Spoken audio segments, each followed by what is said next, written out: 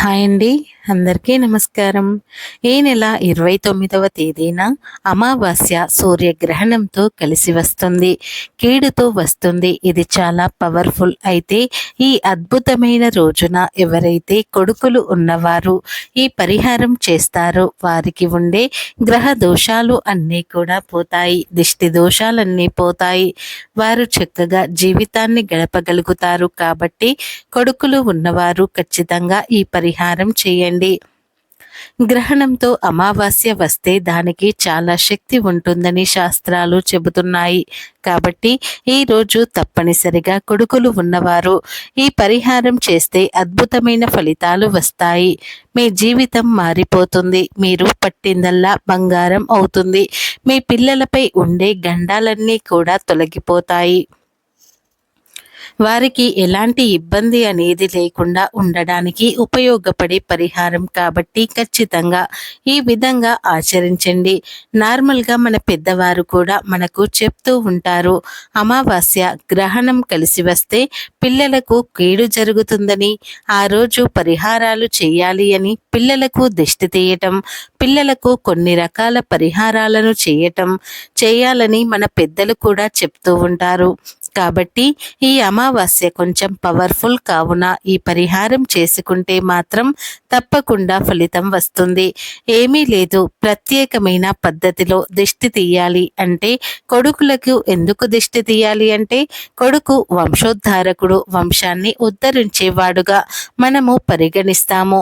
కొడుకులపై ఉండే చెడు తొలగిపోవటానికి ఉపయోగపడే పరిహారం కాబట్టి ఈ విధంగా చేసుకోండి, సరిపోతుంది. పిల్లలు ఏదైనా దిష్టి దోషాలతో ఇబ్బంది పడుతూ ఉన్నా సరే దాని నుంచి కూడా బయటకు రావటానికి చక్కగా సిద్ధించే పరిహారం ఇది. అసలు ఈ పరిహారాన్ని ఎలా చేయాలి, ఎలా చేస్తే ఎలాంటి శుభ ఫలితాలు వస్తాయి అనే విషయాన్ని ఇప్పుడు మనం ఈ వీడియోలో అయితే వివరంగా తెలుసుకుందాం.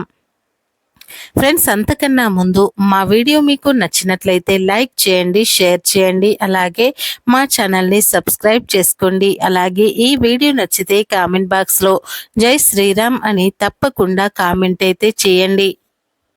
2025 మార్చి 29 పాల్గొన అమావాస్య రోజున అనగా అమావాస్య రోజున సూర్యగ్రహణం ఏర్పడబోతుంది.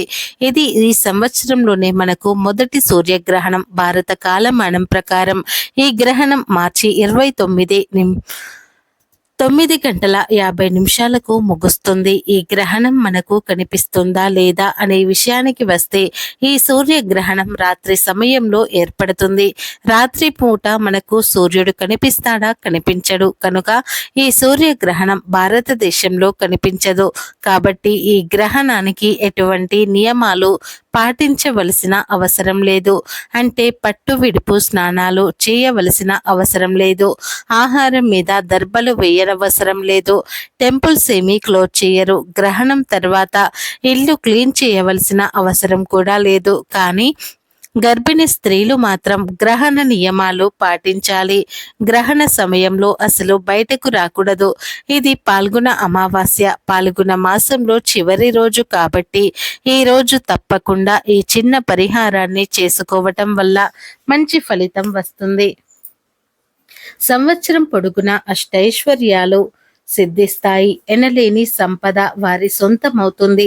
పిల్లల ఎదుగుదల బాగుండాలని, పిల్లలు ఇలాంటి ఇబ్బంది కలగకూడదని, పిల్లలు ఒకవేళ సంపాదిస్తూ ఉంటే వారికి దిష్టి దోషాలు ఉన్నాయని బాధపడుతూ ఉంటారు కదా, అలాంటి వారు ఈ పరిహారం చేయండి. చాలా మంచి రిజల్ట్ అనేది వస్తుంది. అలానే గ్రహణం ఎఫెక్ట్ కూడా పడకుండా ఉంటుంది. ఎటువంటి చెడు జరగకుండా ఉంటుంది. గ్రహణం మగపిల్లలు, కొడుకులు ఉన్నవారి యొక్క జీవితంపై ఎక్కువగా ప్రభావం చూపుతుందని శాస్త్రాలు చెబుతూ ఉన్నాయి. కాబట్టి కొడుకులు ఉన్నవారు ఈరోజు ఈ పరిహారం చేసుకుంటే చాలా అద్భుతమైనటువంటి ఫలితం అనేది రావటం జరుగుతుంది. కాబట్టి తప్పనిసరిగా మీరు ఈ పరిహారం అనేది చేసుకోండి. కొడుకులు ఉన్నవారు ఈ పరిహారం చేయటం వలన వారి జీవితం అనేది వారికి ఉండే ఇబ్బందులు తొలగిపోతాయి. పిల్లలపై ఏదైతే చెడు ప్రభావాలు పడుతూ ఉంటాయో, గ్రహణ విష కిరణాలు వెదజల్లుతూ ఉంటాయో, అంటే గ్రహణం పట్టేటప్పుడు విష కిరణాలు భూమి మీదకి ప్రసరిస్తాయి. ఆ కిరణాల ప్రభావం కూడా పిల్లలపై పడకుండా చక్కగా ఉండడానికి కూడా ఈ పరిహారాలు అనేవి ఉపయోగపడుతూ ఉంటాయి. ఇంకా ఈ గ్రహణ సమయంలో గర్భిణీ స్త్రీలు చాలా జాగ్రత్తగా ఉండాలి. ఈ గ్రహణం మనకు కనిపించకపోయినా కూడా గ్రహణ సమయంలో గర్భిణీ స్త్రీలు చక్కగా కదలకుండా ఒకే దగ్గర కూర్చొని ఉండిపోవాలి. నార్మల్గా మన పూర్వకాలంలో మన పూర్వీకులు ఏం చెప్పేవారు అంటే, గ్రహణం పట్టేటప్పుడు ఆడవారు అంటే ప్రెగ్నెంట్గా ఎవరైతే ఉంటారో గర్భవతుల వాళ్ళు జరగకుండా జడను ముడివేసుకోకూడదు, జడకు రబ్బరు కూడా పెట్టుకోకూడదు, నిటారుగా అంటే స్ట్రైట్గా అలా పడుకొని ఉండిపోవాలి అని చెప్పేవారు. స్విచ్ వేయడం కానీ, కత్తితో కట్ చేయడం కానీ, లేదంటే మూతలు పెట్టడం కానీ, ఏదైనా వంట చేయటం కానీ, లేదంటే చీపురు పట్టుకుని ఊడ్చడం కానీ ఇలాంటివి చేస్తే పుట్టే పిల్లలపై ప్రభావం పడుతుందని ఒక భావన అప్పటి నుంచి ఉంది. అందుకే ఇప్పటికీ కూడా మన అమ్మలు కానీ, అమ్మమ్మలు కానీ, లేదంటే మన అత్తలు కానీ ఇలాంటి పనులు చేయనివ్వరు. ఎందుకంటే పిల్లలపై ప్రభావం పడుతుందని నమ్ముతూ ఉంటారు. గ్రహణ దోషం అనేది పిల్లలకు తగులుతుందని ఒక భావన. కాబట్టి గ్రహణం పట్టేటప్పుడు గర్భిణీ స్త్రీలు అయితే ఇంట్లో నుంచి బయటకు రాకండి. చిన్న పిల్లలు కూడా ఇంట్లో నుంచి బయటకు రాకండి. ఈ గ్రహణ నియమాల గురించి కొంతమందికి తెలుసు అయినప్పటికీ కూడా పొరపాట్లు చేస్తూ ఉంటారు. మనం పొరపాటు చేస్తాం కానీ మన పిల్లల జీవితాన్ని అనుభవించాల్సి వస్తుంది. కాబట్టి జాగ్రత్తగా ఉండండి. ఈ యొక్క గ్రహణం చాలా కీడుతో వస్తుంది. ఈ గ్రహణం, ఈ అమావాస్య రెండూ కలిసి రావటం, శనివారం రావటం కొంచెం కీడు కలిగిస్తుంది. దీని వలన మగ పిల్లలకు కీడు జరుగుతుంది. కాబట్టి మగ పిల్లలపై చెడు ప్రభావం లేకుండా, ఆ పిల్లలకు ఎలాంటి ఇబ్బందులు కలగకుండా ఉండాలి అంటే ఈ పరిహారం చేయాలి అని శాస్త్రాల్లో చెప్పడం జరిగింది. గ్రహణం పూర్తయిపోయిన తర్వాత ఈ పరిహారం చేసుకోవాలి. కీడు అని కాదు, పిల్లలపై ఏదైనా చెడు ఉందనుకోండి, దిష్టి ఉందనుకోండి, నెగటివ్ ఉందనుకోండి, దాన్ని కూడా తరిమి కొట్టడానికి ఈ పరిహారం బాగా పనిచేస్తుంది.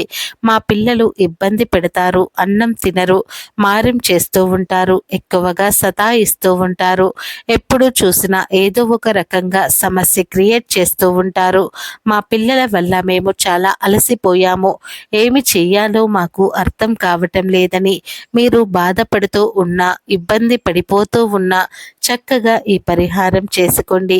ఎంత పెద్ద పిల్లలకైనా సరే ఈ పరిహారం చేసుకోవచ్చు.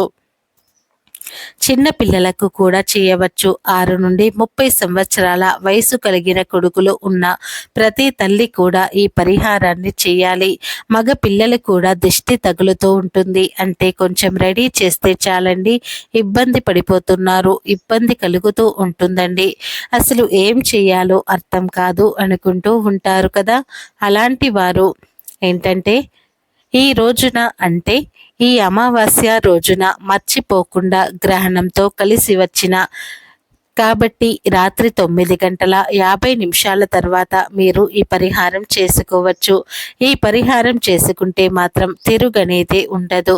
బ్రహ్మాండమైన ఫలితంతో మన జీవితాలు మారిపోతాయి. పిల్లలకు ఉండే దిష్టి దోషాలతో పాటు కొన్ని రకాల ఇబ్బందులు తొలగిపోతాయి. కొంతమంది పిల్లల్ని చూస్తే కుళ్ళుకుంటూ ఉంటారు, కుతంత్రాలు జరుపుతూ ఉంటారు, పిల్లలకు దిష్టి పెడుతూ ఉంటారు, వారి ఎదుగుదల బాగుంటుందని కొన్ని ప్రయోగాలు కూడా చేస్తూ ఉంటారు. ఇలాంటి ప్రయోగాల మనం నమ్ముతూ ఉంటాము కాబట్టి వాటిని తిప్పి కొట్టడానికి కూడా ఒక రకంగా ఉపయోగపడేటటువంటి ఈ పరిహారం అని చెప్పుకోవచ్చు. ఈ పరిహారం ఏ విధంగా చేయటం వలన మీ పిల్లలకు కొన్ని అనారోగ్య సమస్యలు ఉన్నా సరే అవి ఖచ్చితంగా తొలగిపోతాయి.